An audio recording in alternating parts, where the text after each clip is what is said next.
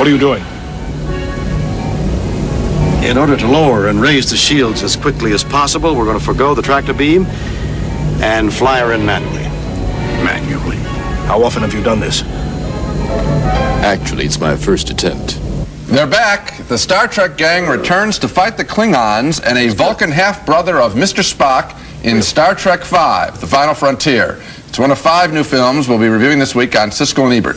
I'm Gene Siskel of the Chicago Tribune. And I'm Roger Ebert of the Chicago Sun-Times. Our first movie is the 5th in the Star Trek series, and I'm afraid I'm going to have to say that it's the worst. Star Trek V is so slow to get moving and so confused in its plotting that it's going to be of interest, I think, mainly to Trekkies, and then only so they can analyze what's wrong with it.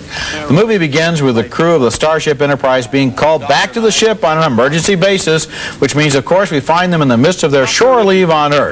And here are Kirk, Spock, and Bones on vacation in the single silliest scene in all of Star Trek history. Row, row your boat gently down the stream. Merrily, merrily, merrily, merrily, gently down the stream.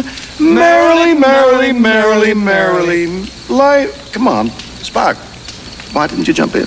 I was trying to comprehend the meaning of the words. And if you think they don't practice that until they get it right, you're wrong. The Starship's mission: rescue 3 hostages who have been taken by a Vulcan named Sybok, whose hidden strategy is to capture the Enterprise. I deeply regret this desperate act, but these are desperate times. I have no desire to harm these innocents, but do not put me to the test. I implore you to respond immediately. Special effects have never been the strong point of the Star Trek movies, but this rough landing qualifies as one of the least convincing hardware scenes in the entire series. Freight bearing 105, Mark II. Wilson!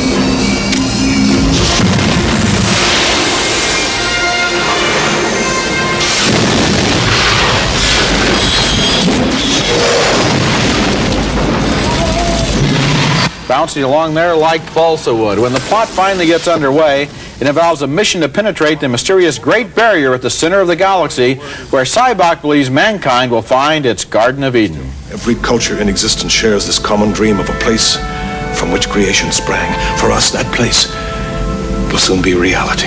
The only reality I see is that I'm a prisoner on my own ship. That's Lawrence Luckenbill as the skyjacking Vulcan there. How old are you? 43? Yes. And you're saying things like Mr. Spock's Vulcan half-brother, and I'm talking about the Great Barrier at the center of the galaxy with the Garden of Eden behind it. Is this a job for adults? I don't know. Star Trek V is one of the most oddly constructed movies I've seen in a while, with its almost endless introductory scenes where they laboriously gather all of these people from all of their vacations and tell them they have to go on this mission. Then it leads up to a plot so confused that some of the characters are introduced and then hardly ever seen again, just in the background at a cocktail party.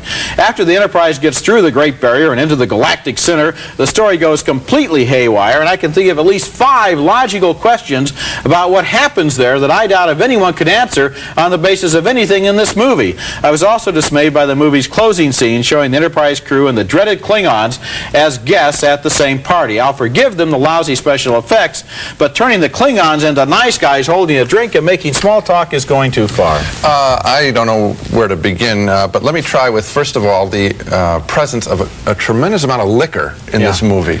I was astonished to find that basically these guys are more than social drinkers. I'm talking about the Klingons, I'm talking about the crew of the Starship Enterprise. The Vulcans? Everyone's getting sloshed in this film. Maybe they've read the script. It is astonishing to hear these people sing Row, Row, Row Your Boat, and believe it or not, that's the payoff scene at the end of the picture, that they can sing Row, Row Your Boat. I mean, it's not emotional, it's laughable. I think the time has passed for any new developments in the hardware area. They rip off the sequence from Star Wars of the bar with all the grotesque animals. I mean, there's no energy in this picture whatsoever. The movie was, it looks to me as if they started shooting at just about the point they should have started rewriting the script, because it's really out of whack. I mean, the first hour is just deadly dull. Nothing happens. And then when they get involved with the plot, I couldn't understand it. No, it's they bring in me. David Warner, an excellent actor. He comes in, he's introduced, he's a character, he has lots of lines. Then what happens to him? I don't know. There's some heavy editing that had to be done. There are 3 or 4 characters like that in this movie who are introduced and then have nothing to do. There are 3 or 4 storylines that are started out and, you know. And the key, well, anyway, forget about the key questions about what's beyond the Great Barrier, because the key question is, why was it there to begin with? Next.